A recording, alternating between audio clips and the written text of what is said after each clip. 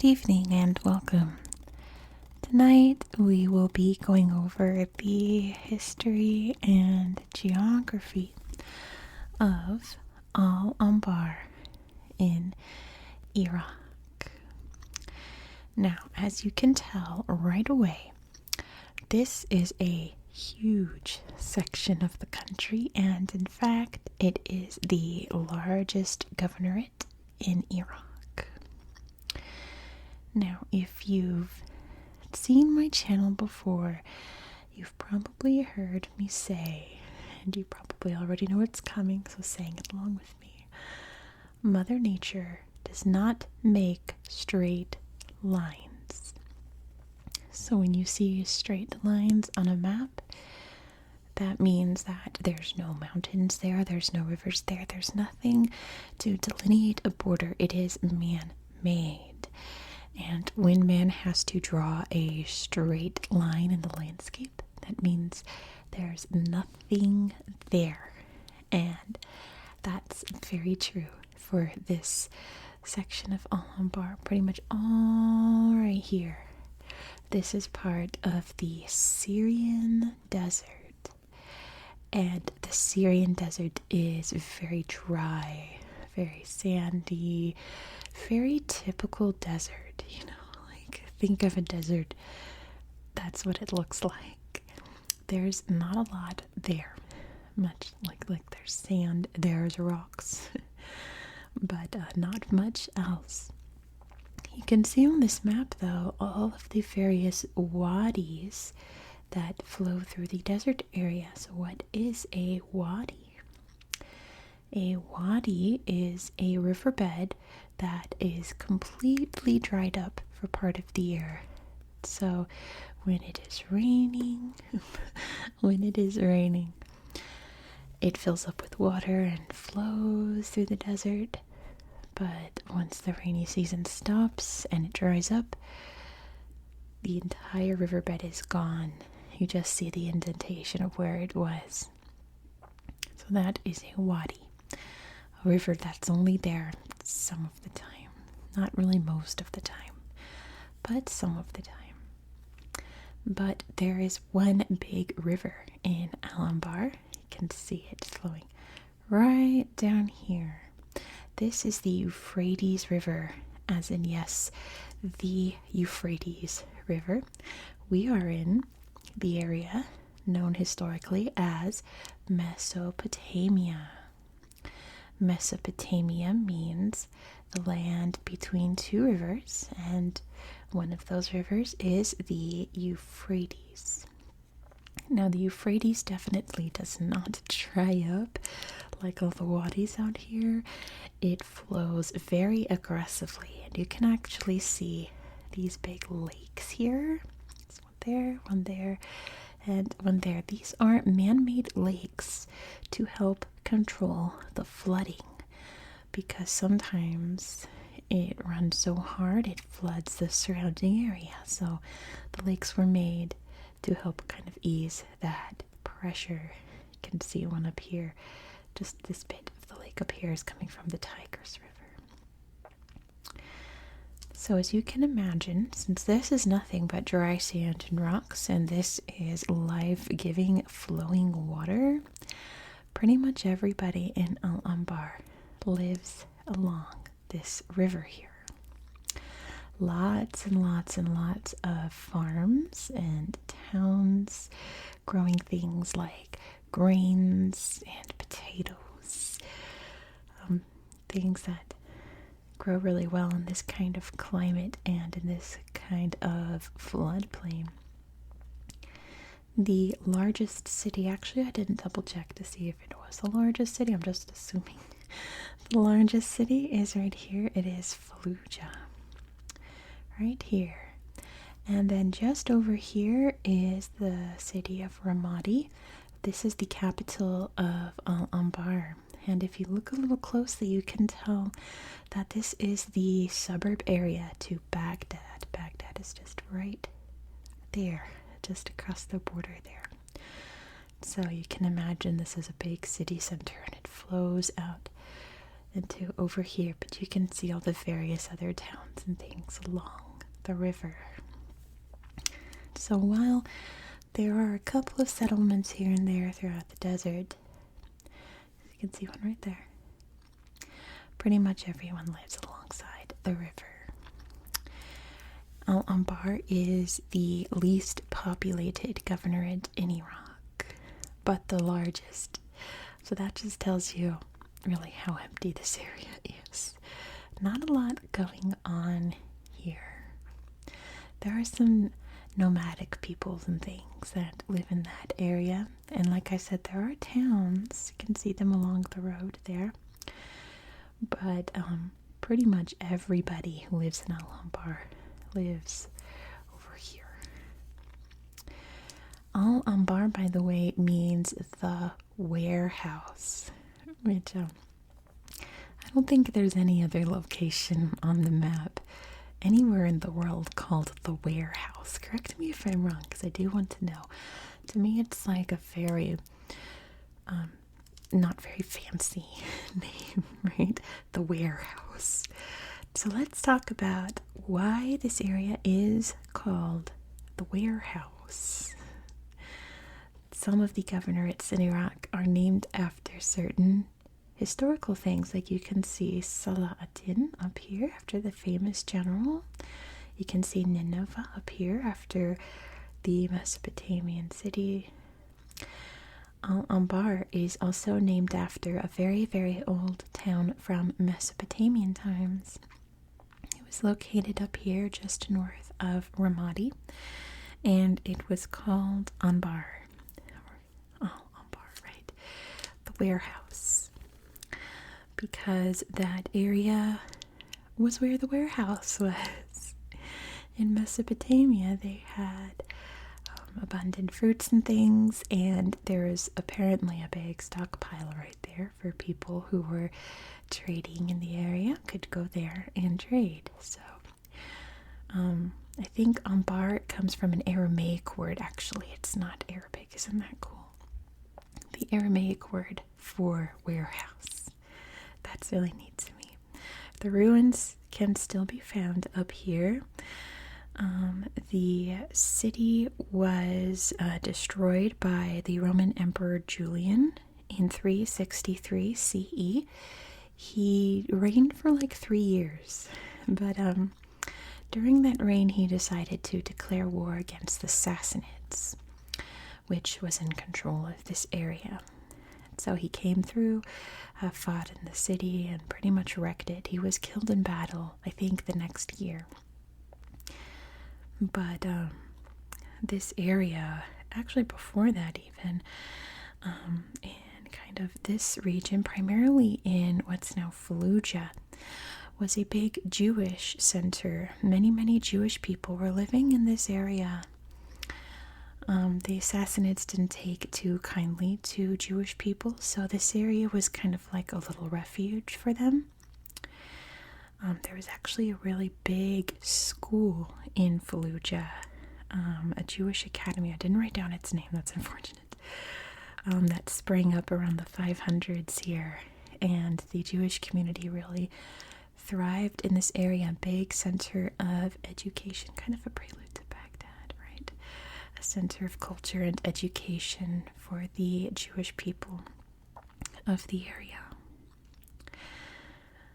Of course, the dominant religion in Iraq is, of course, Islam, and that would come about when Abu Bakr himself conquered the area. And when I read that, I was like, the Abu Bakr? And I had to check, and yes, the Abu Bakr, the Prophet's father-in-law, who took over managing the religion after Prophet Muhammad passed on.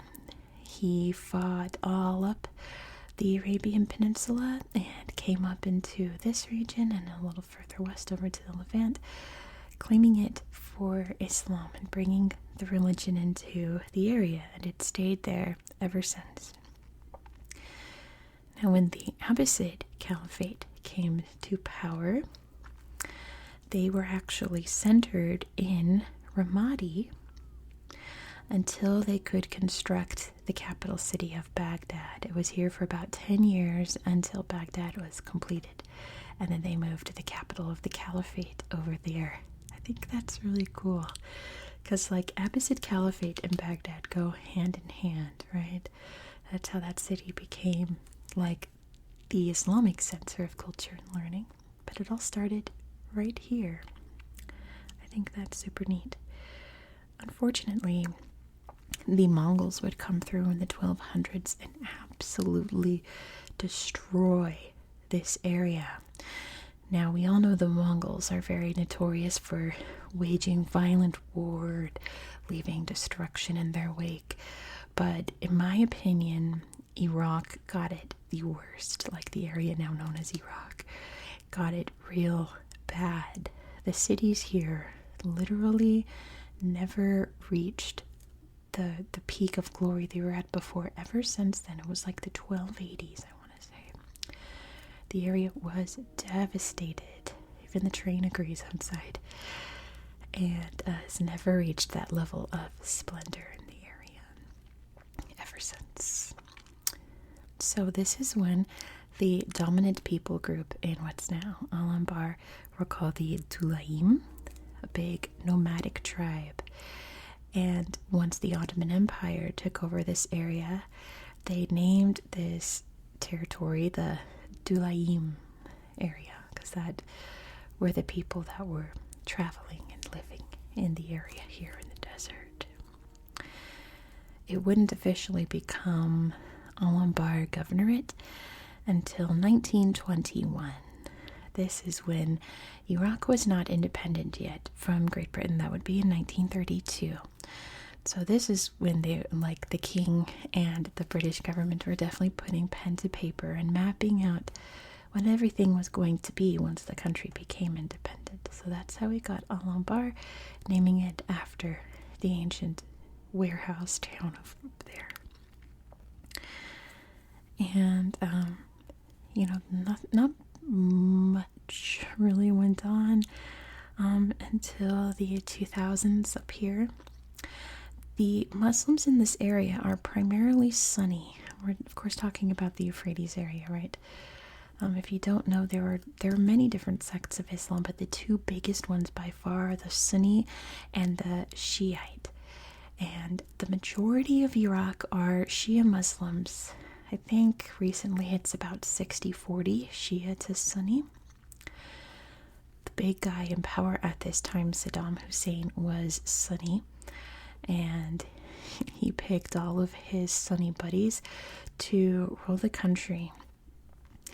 So he was kind of, not, I don't think at any point he was like beloved, especially by like the 1990s after the Kuwait War. But he wasn't like considered like a horrible person in this area. And at least he was Sunni, right? And the majority of people here are Sunni Muslims. So once the United States invaded Iraq in 2003, took down Saddam Hussein and his government and began to reconstruct it, the people here were not too happy about that. I mean, many people throughout Iraq weren't 100% happy about what was going on, being invaded like that. But the people here wanted to keep their, like, Sunni, like, power. That's not the word I'm looking for.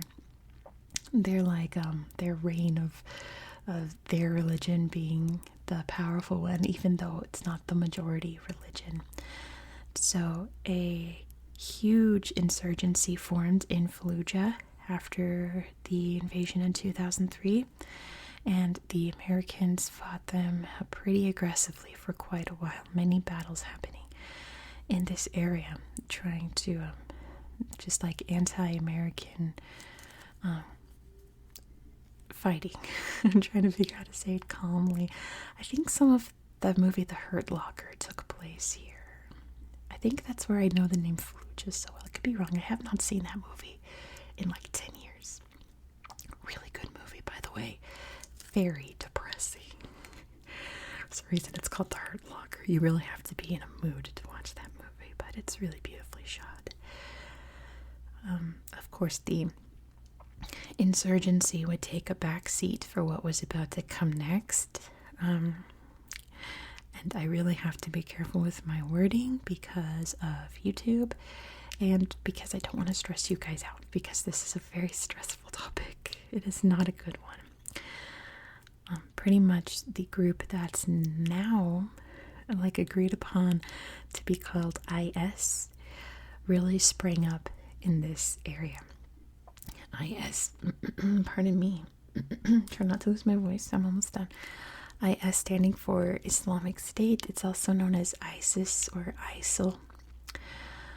A very, very aggressive terrorist organization trying to form a new caliphate or Islamic State throughout the Arab world. And they really sank their claws into Anbar. They had control of the entire governorate by 2014. And as you can imagine, the US and their coalition forces fought back as hard as they could and won the governorate back bit by bit, culminating in a huge battle in Fallujah. But they would eventually remove all of, I still don't know what to call it, IS, I think is what it's going to go down in history as. Managing to push all of the IS fighters out of Anbar by 2017. Now the governorate is in this rebuilding phase, not just rebuilding all of the buildings that were damaged in the fighting since 2003, but creating new forms of infrastructure, modernizing even more than they were before. Fallujah has some really beautiful historic sites. It's known as the City of Mosques. So it's like, on one hand, you don't want to go like Dubai and be super, super modern. You want to keep some of that tradition. So much history in this little corner here, right? But modernizing they are, and really stepping up security measures, making sure everybody is safe in the region. Civilians aren't allowed to carry weapons in the area here, and really working toward peace and, rebuilding emotionally as well after all of that upheaval. So much just again, I'm trying to be calm, but destruction and horribleness, some of it happening for no reason, that occurred in this region, but it is slowly but surely bouncing back, which is very good, and the future of Anbar looks very optimistic. So why don't we go to Google Earth and check out this place from above? Let me get my tablet going. There we go. Okay. Make sure I get it nice and framed for you. I am at a weird angle as usual. But here we are. I've zoomed it out a little bit. I've highlighted Ramadi. So you can see kind of exactly where we are in the world. If you're not 100% positive where Iraq is located, you can see the kind of Middle East area here. There's the Caspian Sea, Turkey, the Arabian Peninsula, and of course Africa, Europe, Asia. Iraq's right here in the middle. I mean, very famous historically, in the center of where civilization happened. Let's check out this slideshow of Ramadi. You can see a big plant here damming the river some, probably creating some hydroelectric energy. And yeah, this river is not joking around. It is a huge, powerful, flowing river. Look how beautiful. What a pretty garden there outside this mosque. City at night. Beautiful, lush green alongside the river, right? How beautiful. Yeah, I'll show you in a second how pretty. But, yeah, this place is super lush. You can see some reconstruction happening here to this building. A fancy mosque of some kind there. Isn't it pretty? Probably very old building.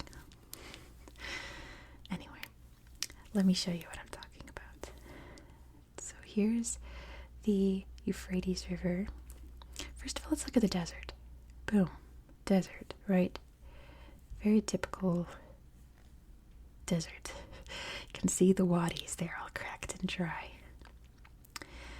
making little veins across the landscape. But then when you hit the Euphrates River, boom. Look at how green the area is around the river. Look at all this. Like, so different. Look how, like, thriving this area is. All kinds of farms, and then you have the cities there on the outskirts, and then just try, right? It is remarkable how much life this river gives to the world. And look at this cool island. I didn't notice this when I was first looking through. There's a beautiful island here. Let's check out this park. Hopefully there's pictures here. There are not. That's unfortunate. I wanted to see. But let's head down to... I'm trying to debate if I want to show you guys other things, but it's just pictures of, like, farms, right? You guys all know what farms look like.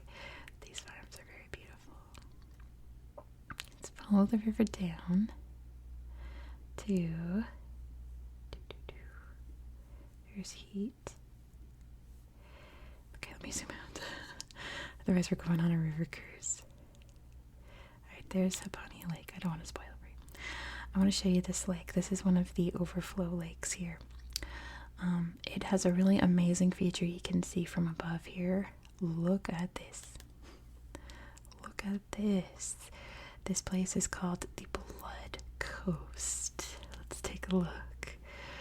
So there's quite a few of these man-made lakes in Iraq that turned bright red in the past 20-30 years. This being no exception. Look at that. It literally looks like blood. And I'm sure people were concerned, like, is the bloodshed that bad that the water is filling up with blood? No, thankfully. This is just algae blooms in the water, which is also not great, but that guy's really cool. Also not great, but, you know, is part of the makeup of the lake. And let's see if we can find a better picture of the red. Thankfully, the other lake down there I'm going to show you was once completely red. No, there isn't. Okay. But times have gotten better. Let me show you this area here, Lake Habania. So here, this is a lake town. Now, can you imagine if I told you this is a picture of Iraq? You would not believe me. These people are having a fantastic time on the lake with jet skis, the resort in the background, the beautiful lush trees. If I told you this place was in Iraq, if I showed you this, and this is Iraq, this is a resort in Iraq, you would not believe me, right? Absolutely beautiful. It looks like a lot of fun. This looks like a great place to hang out. Apparently the tourism sector at the beaches here is finally starting to bounce back after all the conflict. Obviously, yum. That sector of industry obviously took a hit during the fighting, and now it's coming back and people get to go down to the lake. A pastime that many people understand. I know, coming from California, you go to the lake at least once in the summer. Let me show you Fallujah real quick. There's the city of Fallujah. It's such a beautiful skyline, and like it's at the city of the mosques. Like everywhere you look, there's a minaret poking out. Oh, that's fun. There's mosques all over the place. All over. Look at this dome. Oh, that's such a beautiful color, isn't it? Like a pastel green almost. Oh, but this is the prettiest. Is this not the most beautiful color I've ever seen? This, like, not turquoise. I don't even know how to describe it. That is such a beautiful color. But yeah, minarets just dotting the skyline. Isn't that neat? City of mosques, of course, Reconstruction happening all throughout the area, and mostly in this city because this city saw like the worst of the fighting in Anbar.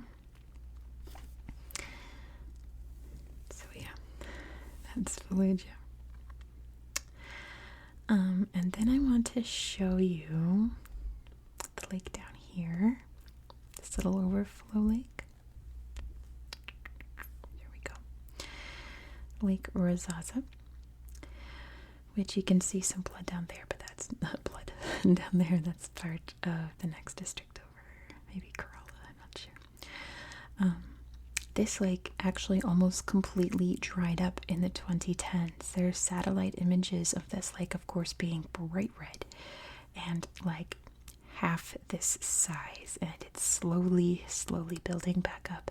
You can kind of see from here where it used to be meeting up with the little stream here coming off of that lake to control the overflow. So it's slowly but surely rebuilding itself back to its full size, which would be wonderful. We don't like to see lakes shrinking on our planet, even if they're just overflow man-made lakes. We want our lakes to be full and beautiful because, of course, like, people come here to enjoy this lake too, of course. You can see some little farming areas there. Because, yeah, this place is, look at the contrast in the landscape just around this river. It's just so distinct, right? You can see it flowing out into the desert up there. So yeah, that's another lake, but I don't think I found anything cool over here. The big dam lake. So I think that was everything I wanted to show you. I mean, I found cute little farms with sheep and things on them. Oops, I'm going too far. I'm going to wind up in Syria. There we go. Along the river here, I found cute little farms, but it's pretty much exactly what you expect. Beautiful trees, little sheepies all over, running happy and free, and smiling happy farmers too. So just imagine that, and you've got it. I'm going to end it there. So thank you so much for watching. I hope that you found this video relaxing and educational. I really do, because we were talking about some stressful things today. Next, we are going to be heading down to Iraq's neighbor Kuwait down here, and talking about some really cool stuff. So be sure to subscribe so you don't miss out. And I hope that you have a very good